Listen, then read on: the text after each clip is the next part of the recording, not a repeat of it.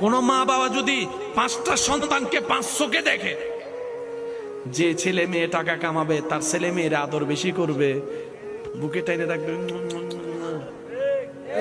আর যে সংসার একটু টাকা কম কামাবে, টাকা দিতে পারবে না, তার ছেলেরে তার বউরে তার মেয়েরে আদর করবে না। হাসরের ময়দানে দরা আছে না নাই? এক ছেলের সম্পদ বাড়াই দিবে, আরেকজনের কমাই দিবে, দরা আছে না নাই? কারণ আল্লাহ তাআলা সন্তানকে যেভাবে বলেছেন মা বাবার হকের কথা, মা বাবাদেরকেও বলেছেন সন্তানের হকের কথা। এটার নামে ইসলাম। চিৎকার দিয়ে বলেন সুবহানাল্লাহ। দুটোটা মেনটেন করতে হবে। আল্লাহ তাআলা স্ত্রীদেরকে কি বলেছেন? স্বামীকে সম্মান করো।